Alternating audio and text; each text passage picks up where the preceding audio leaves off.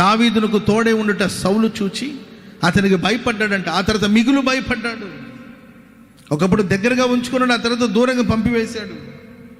దావీదు ఎక్కడికి వెళ్ళినా సుబుద్ధి కలిగి ప్రవర్తిస్తున్నాడు. దేవుడు అతనికి తోడుగా ఉన్నాడు. దావీదును అందరూ ప్రేమించారు, యూదా వారు ప్రేమించారు, ఇశ్రాయేలు వారు ప్రేమించారు. అందరి ప్రేమకు అతను పాత్రుగా మార్చబడ్డాడు. ఎక్కడికి వెళ్ళినా సుబుద్ధి కలిగి ప్రవర్తిస్తూ ఉన్నాడు. ఎందుకంటే దేవుడు అతనికి తోడుగా ఉన్నాడు. దేవుడు మనకు తోడుగా ఉన్నప్పుడు మన చుట్టూ ఉన్న వాళ్ళకి మనమంటే ఒక దైవ భయం కలుగుతుంది. ఆమేన్ చెప్పండి అందరు గట్టిగా, చెప్పండి గట్టిగా హల్లెలూయా. ఆ మధ్య ఒక కొండ మీద ఒక చిన్న ప్రార్థన మందిరం, కొండ మీద ఒక చిన్న ప్రార్థన మందిరం నిర్మించబడితే పక్కన ప్రియులరా కరెంట్ తయారు చేసే ఒక కంపెనీ వాళ్ళు పెద్ద పెద్ద ఫ్యాన్లు అక్కడ ఏర్పాటు చేసి దాని ద్వారా గాలి ద్వారా కరెంటుని తయారు చేసే పెద్ద పెద్ద ఫ్యాన్లు ఆ కొండల మీద నిర్మిస్తూ ఉన్నారు. సరే, ఈ చర్చి పక్కన కూడా ఒక పెద్ద ఫ్యాన్ కరెంట్ తయారు చేసే ఆ ఫ్యాన్ని ఏర్పాటు చేశారు. దానిలో నుండి గ్రీసు ఆయిల్ అవంతా కూడా ఈ చిన్న చర్చి మీద పడుతుందండి. ఆ సౌండ్ కావచ్చు, లేకపోతే ఈ చర్చి కొంచెం డిస్టర్బెన్స్గా ఉంది. అప్పుడు వాళ్ళందరూ వెళ్ళి అడిగారు, సార్ మేము ఇక్కడ ప్రార్థన చేసుకుంటాం, ఇక్కడ ఆరాధన చేస్తాం, దయచేసి మీరు ఈ స్థలం నుండి తీసి ఇంకెక్కడన్నా దాన్ని అరేంజ్ చేయండి, ఏర్పాటు చేసుకోండి అని చెప్తే, నీ దిక్కున్న వాళ్ళకి వెళ్ళి చెప్పుకోమన్నారు. అంతే కదండి, డబ్బున్న వాళ్ళు ఇలాగే మాట్లాడతారు. నీ దిక్కున్న వాళ్ళకి చెప్పుకోండి. దేవుని బిడ్డలు దిక్కెవరండి చెప్పాలి. దేవుని బిడ్డలు దిక్కెవరు? నీకు దిక్కెవరండి? ఎవరండి మన దిక్కు? దిక్కున్న వాళ్ళకైనా దిక్కు లేని వాళ్ళకైనా యేసయ్యే దిక్కు. చెప్పండి కూడా మొదలు గట్టిగా. ఇక దేవుని బిడ్డలు ఏం చేస్తారండి? దేవుని సన్నిధిలో ప్రార్థన చేశారు. దేవుని సన్నిధిలో వాళ్ళు ప్రార్థన చేసుకున్నారండి. ప్రార్థన ఆలకించిన దేవుడు. ఇక ఎప్పుడైతే వాళ్ళ ప్రార్థన, ఆ ఫ్యాన్ తిరగడం ఆగిపోయిందంట, పని చేయట్లేదు. జపాన్ నుండి వచ్చారు, అక్కడి నుండి వచ్చారు, ఇక్కడ నుండి వచ్చారు, ఎంత రిపేర్ చేస్తున్నా అది పని చేయట్లేదు. అప్పుడు వాళ్ళు అనుకున్నారు ఇది ఇక్కడ పని చేసినట్లేదని అక్కడ నుండి ఆ ఫ్యాన్ని తీసేసి ఇంకొక కొండ మీద ఏర్పాటు చేశారండి. అక్కడ తిరగడం స్టార్ట్ అయింది అనమాట. అప్పుడు ఆ అధికారులందరికీ ఆ ప్రార్థనా మందిరం అంటే, అక్కడ దైవ సేవకులు అంటే ఒక దైవ భయం కలిగింది. ప్రేమైన వాళ్ళారా, దేవుడు మనతో ఉన్నప్పుడు, దేవుడు మన పక్షమై ఉన్నప్పుడు, ప్రభు మనల్ని నడిపిస్తున్నప్పుడు, మన శత్రువులకి, మనల్ని వ్యతిరేకించే వాళ్ళకి, మనకు విరోధంగా లేచిన వాళ్ళందరికీ ఒక దైవ భయం కలిగేటట్లుగా ప్రభు చేస్తాడు. ఆమెన్ చెప్పండి అందరు గట్టిగా. దావీదేమో భీకరమైన కార్యాలు ఏమి చేయలేదు, వికృత రూపాలు ఏమి చూపించలేదు, లేకపోతే కఠినంగా ప్రవర్తించలేదు. దావీదు సౌలుకి మేలు చేస్తూనే వచ్చాడు. దావీదు సౌలుకి మేలు చేస్తూనే వచ్చాడు. ఎందుకంటే ఒక గురువుగా భావించాడు సౌల్ని, అతన్ని ప్రేమిస్తూనే వచ్చాడు. అతని వస్త్రాన్ని కోసే ఒక సందర్భం వచ్చినప్పుడు కూడా మనసాక్షి అతను నొప్పించింది. చిన్న చిన్న తప్పులు కూడా అతని మనసు నొప్పించబడింది. సౌలుకి వ్యతిరేకంగా ఆలోచించలేదు, సౌలుకి వ్యతిరేకంగా మాట్లాడలేదండి.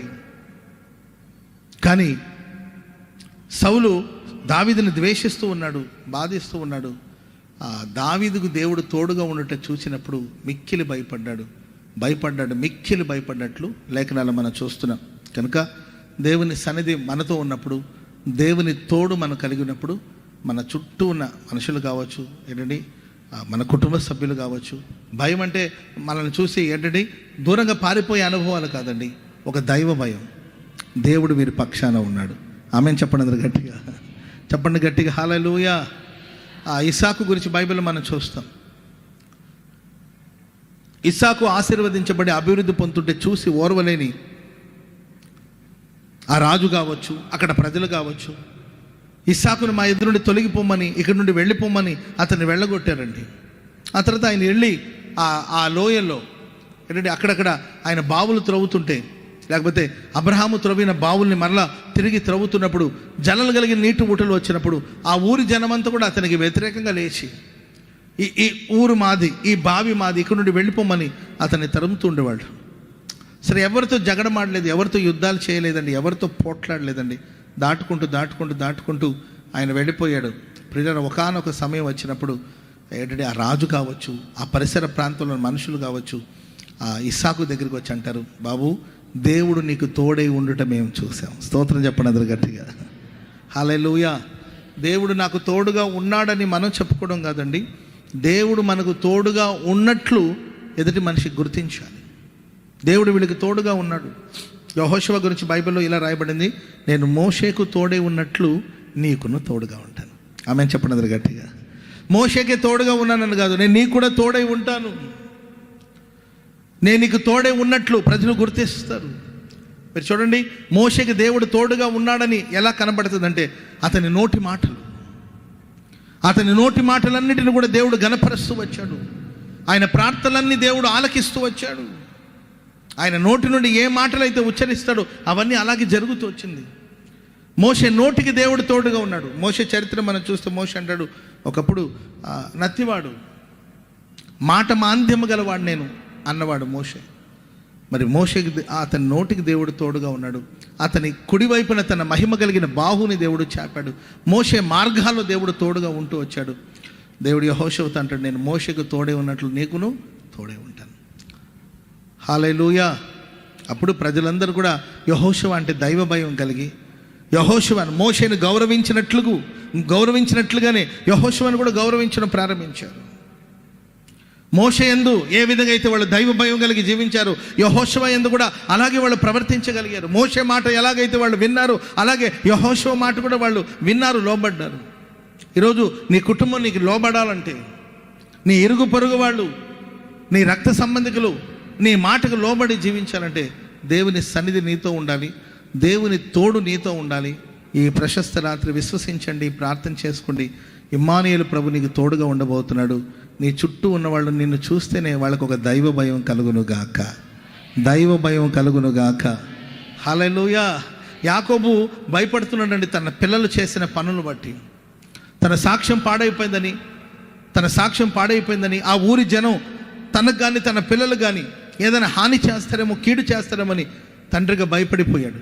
అందుకొరకే ప్రియులారా, బేతేలుగు వచ్చి అక్కడ దేవుని సన్నిధిలో ప్రియులారా పరిశుద్ధపరచుకొని, పవిత్రపరచుకొని, ప్రార్థన చేసుకొని, దేవుని వాగ్దానాన్ని చేతపట్టి ప్రార్థన చేసుకొని ముందుకు సాగిపోతూ ఉన్నప్పుడు వాక్యం సెలవిస్తుంది, ఎట్టటు పోనీయండి పాపం. ప్రైస్తలాడు పాపం, ఎట్టటు పోనీయాలి కదండి. అటుపోతే ఆ తల్లి కర్ర చూపిస్తుంది, ఇటు వస్తేమో ఈ తల్లి వేళ్ళు చూపిస్తుంది. అది ఎటు పోవాలో అర్థం కావట్లేదు. ఎవరు సహాయం చేయండి దానికి. వెళ్ళాను ఎట్టటు వెళ్ళు. Praise Lord. స్తోత్రం చెప్పండి అందరూ గట్టిగా. ప్రియులారా, ఆ తర్వాత ఇస్సాకు తన కుటుంబం బయలుదేరి వెళుతున్నప్పుడు ఆ చుట్టుపక్కల ప్రాంత ప్రజలందరికీ ఒక దైవ భయం కలిగినట్లు లేఖనాలు చూస్తున్నాం. కనుక ఈ ప్రశస్త రాత్రి ఇమ్మానుయేలు ప్రభుగా మీకు తోడుగా ఉండునుగాక. ప్రభు మీకు తోడుగా ఉండునుగాక. మీ పిల్లలకు మీరంటే ఒక దైవ భయం కలుగునుగాక. మీ రక్త సంబంధికులు మీరంటే ఒక దైవ భయం కలుగునుగాక. నిన్ను గురించిన భయం కాదండి, నీ పక్షాన దేవుడు ఉన్నాడనే భయం. ఆమేన్.